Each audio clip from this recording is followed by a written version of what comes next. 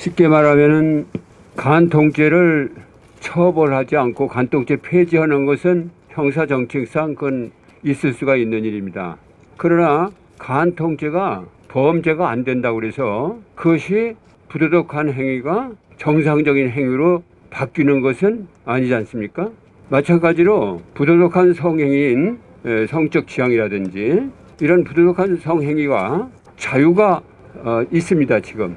그런데 그것을 범죄하지 않고 있고 군형법 빼고는 일반 사회에서는 그렇게 하고 있는데, 그렇다고 해서 대법원이나 헌법재판소가 부도덕한 성행위로 판단하고 있고 국민의 대부분이 그것은 정상이 아니라고 보고 있는데, 그것을 비정상이라고 얘기하는 거는 안 된다, 그건 차별행위다, 이렇게 지금 법안이 되어 있지 않습니까? 그렇기 때문에 동성애나 그런 행위에 지지의 자유가 있다면 동시에 반대의 자유도 있어야 하지 않겠습니까? 그래서 이렇게 부도덕한 성행위가 비범죄화 되는 것은 있을 수 있어도 비도덕화되는 것은 있을 수가 없다. 부도덕한 성행위를 아예 도덕과 무관하는 것이다 라는 생각이거든요.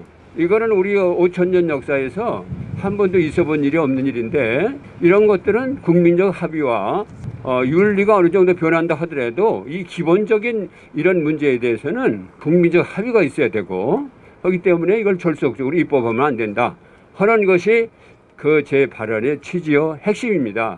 그래서 이렇게 도덕적인 사안에 대해서 도덕적 판단을 금지하는 것은 그건 민주사회에서 있을 수가 없고, 그렇기 때문에 우리는 반대하는 것이고요. 그 결과로 법률적인 많은 문제가, 역차별 문제라든지 또 그 결과로 결과적으로 원래 소수자 보호라는 것이 참 좋은 것인데 그 한계를 넘어서 법률적인 많은 그 우현적인 요소도 있을 뿐 아니라 이런 법률이 잘못됐기 때문에 사회적으로 많은 폐해가 발생하고 있는 것은 이미 외국 선례라든지 우리나라에서 실제 국가인권위원회법이나 여기에서 지금 운영되고 있는 실태를 보더라도 현실로 나타나고 있는 거거든요. 그래서 이것은 국민적 합의가 있을 때까지 이건 기다려서 해야 된다라고 하는 것이 저희 취지고요. 차별금지법안은 이거는 이제 이것을 반대하는 그런 행위에 대해서 일정한 경우에 형사처벌까지도 할 수가 있는 것이기 때문에 저는 그런 취지로 방영이 된 것인데, 이거에 대해서 문제로 삼는 것은 큰 문제가 있다. 언론의 자유와 이런 걸 있다. 이렇게 생각을 합니다. 감사합니다.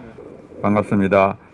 조금 전에 우리 전용태 변호사님께서 말씀하셨듯이 동성애의 문제점을 사실은 말씀을 했습니다. 그리고 대법원과 헌법재판소에서도 4번이나 이 동성애는 부도덕하다고 이미 판결을 했습니다. 그래서 그런 것을 언급했는데도 불구하고 이번에 방송통신심의위원회 소위원회에서 성소수자를 혐오하고 차별했다. 아니, 그러면 대법원하고 헌법재판소 판결도 잘못됐다고 또 해야 되겠네요. 참 너무 엉뚱한 결정이라고 저는 생각합니다. 그리고 우리가 성소수자, 사람을 향한 차별과 혐오하고 우리가 그 행위, 성행위에 대한 비판하고를 같이 놓으면 안 됩니다. 근데 이 차별금지법을 제정하려고 하는 측에서는 우리 사람에 대한 혐오하고 행위에 대한 혐오를 같게 놓고 있어요. 그렇게 되면 우리 요즘 담배 보면은 담배 겉에 보면 얼마나 혐오스러운 사진을 붙여놓고 있습니다. 그래서 담배에다가 혐오스러운 사진을 붙여놓았다고 해서 담배 피는 사람을 혐오했다, 이렇게 우리가 보지는 않거든요.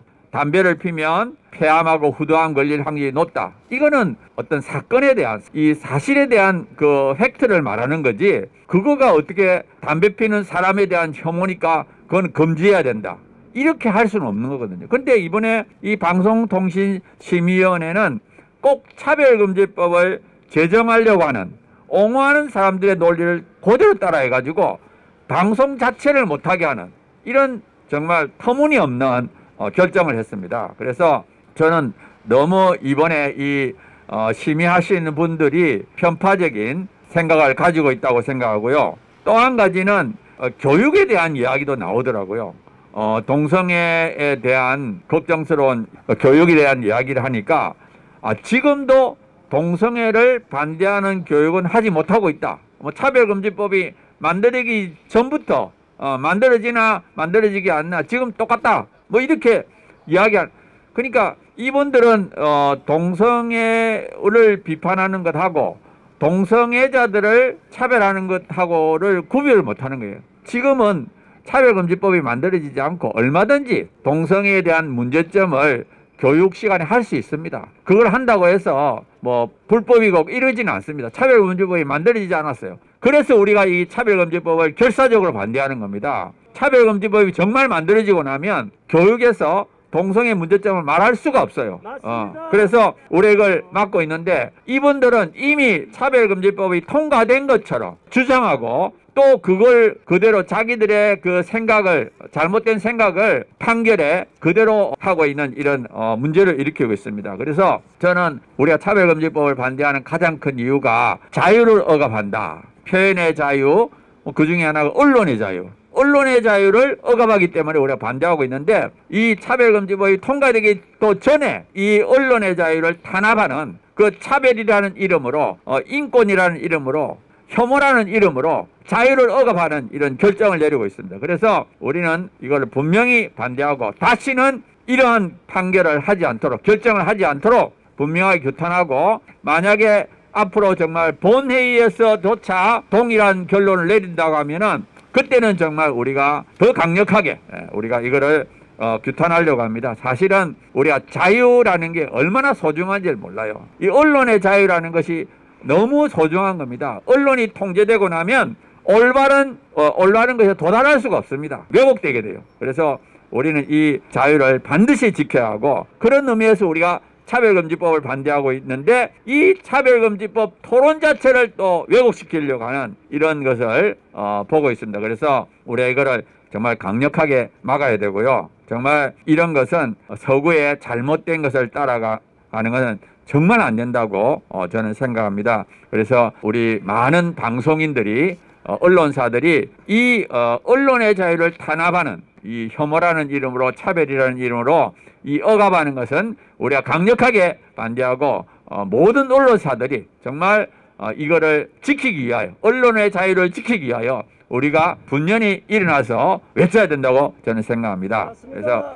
그래서 제가 마지막으로 구호를 외치고 마치도록 하겠습니다. 제가 지금 여기 있는 것을 하나 읽도록 하겠습니다. 동성애 반대 의견을 차별로 모으는 방심위는 각성하라! 각성하라! 각성하라! 각성하라! 감사합니다.